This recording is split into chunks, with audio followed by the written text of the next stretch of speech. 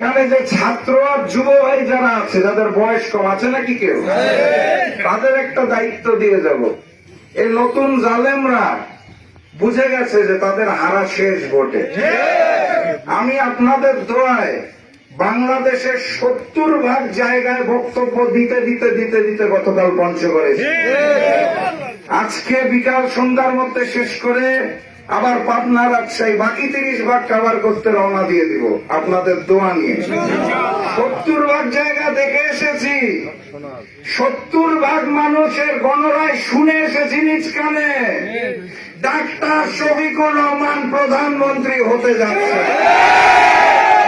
দলীয় নির্বাচনী ঐক্য জয়যুক্ত হতে যাচ্ছে, দাঁড়িপাল্লার এক জোয়ার এসেছে। এই জোয়ারকে থামিয়ে দেওয়ার জন্য নতুন জালেম বিএনপি ভোট কেন্দ্র দখল করার পরিকল্পনা করেছে। অতএব ছাত্র ভাই আর যুব ভাই যারা আছেন তাদের দায়িত্ব তিতুমিরের বাঁশের কেল্লার মতো একটা করে বাঁশ নেবেন, ভোট কেন্দ্র পাহারা দিবেন। যারা ভোটের বাক্স নিয়ে ছিনিমিনি খেলতে আসবে ওই বাঁশটা দিয়ে টাং দিয়ে হাত ভেঙে দিবেন, বলে দিবেন রাশেদ প্রধান হুকুম দিয়েছে, ওনার নামে মামলা।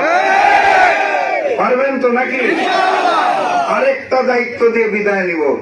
সারা দেশে জামাতে ইসলামের নারী কর্মীদের উপর হামলা করা হচ্ছে। আমি জানি না এখানকার দৃশ্য কেমন, এখানেও হচ্ছে।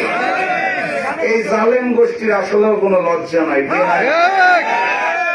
এই তরুণ যুবক ছাত্র সমাজ যারা মা বোনের ইজ্জত দিতে চায় না, তাদেরকে উচিত জবাব দিতে হবে। পারবেন? শরীরের শেষ রক্তবিন্দু থাকা পর্যন্ত আমার সেই মা বোন মুসলমান নাকি হিন্দু সেদিকে তাকাবেন না। মায়ের ইজ্জত নিয়ে, বোনের ইজ্জত নিয়ে যারা ছিনিমিনি খেলতে চায় তাদের ওই হাত ভেঙে দাও, গড়িয়ে দাও, কোন ছাড় হবে না। 12 তারিখ গণভোটে হ্যাঁ এবং সুফি ভাইয়ের দাঁড়িপাল্লাকে জয়যুক্ত করতে হবে। সবাই একমত? ইনশাআল্লাহ সুফি ভাই পঞ্চগড় 2 আসনে হিন্দু মুসলিম সবাইকে নিয়ে এক মানবিক বাংলাদেশ গড়ে তুলবে। আমি সেটাই বিশ্বাস করি এবং সুফি ভাইয়ের সাথে আমি থাকবো ইনশাআল্লাহ, এটাও কথা দিয়ে গেলাম। ঠিক আছে? একটা বিদায়ী স্লোগান হবে নাকি? এই স্লোগানটা দিলে পুরাতন জালেম নতুন জালেম সবার বুক কেঁপে ওঠে। ধরেন তো স্লোগানটা,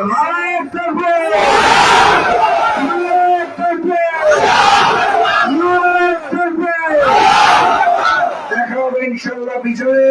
12 তারিখের পর আবার আসবো আমার দাদাদের সাথে, আমার ভাইদের সাথে একত্রিত হয়ে বিজয় উৎসব পালন করবো। বিজয়ের পথে যাত্রা শুরু, জীবন অথবা মৃত্যু। আসসালামু আলাইকুম।